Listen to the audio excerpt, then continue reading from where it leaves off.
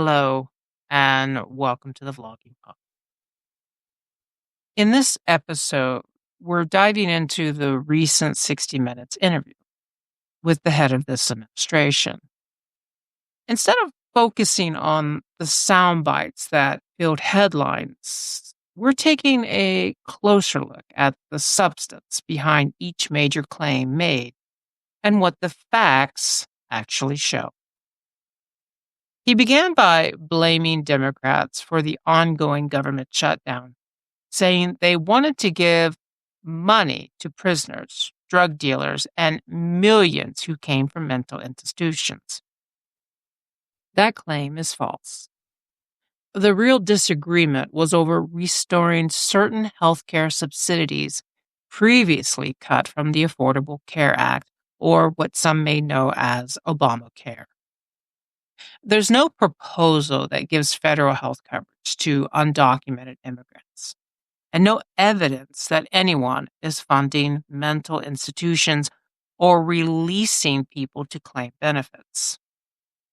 Next, the head of this administration credited tariffs for record stock market highs and booming 401ks, warning that if the Supreme Court limited his tariff powers, the economy would collapse.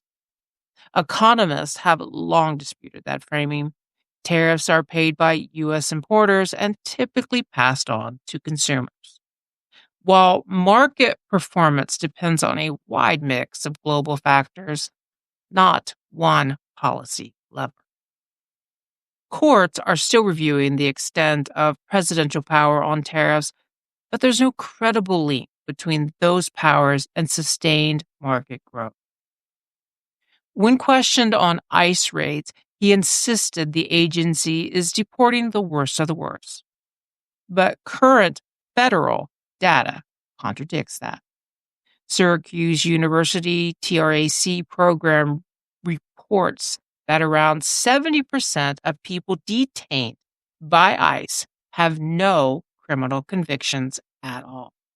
Many are nonviolent workers or family members swept up in a broader enforcement actions. On the subject of domestic unrest, he claimed he could invoke the Insurrection Act in a heartbeat and that no judge can challenge it. That statement is exaggerated. Courts can review whether such an order is lawful. Presidents have used it, with the most recent being during the 1992 Los Angeles riots, which was hardly routine. He asserted that the United States has more nuclear weapons than any other country. According to the Federation of American Scientists, that's incorrect.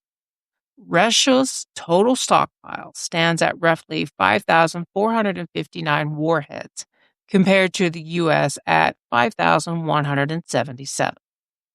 While the U.S. may lead in deployed strategic warheads, it does not hold the overall numerical lead. When discussing China and the AI chip race, he said he would prevent companies like NVIDIA from selling the most advanced chips to China. That claim lines up generally with current export restrictions.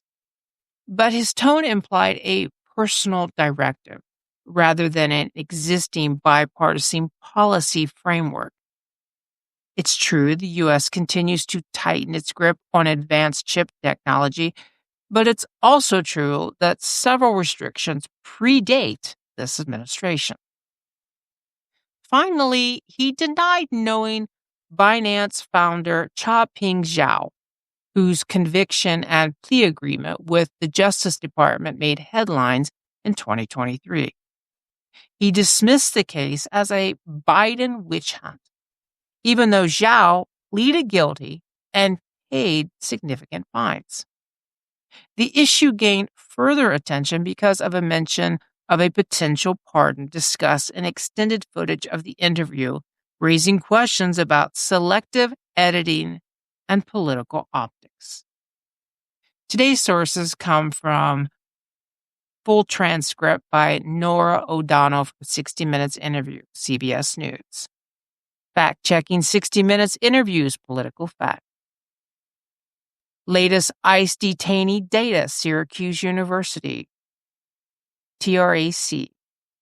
Status of World Nuclear Forces 2025, Federation of American Scientists. China and chip exports, CBS News. 60-minute takeaways, Newsweek.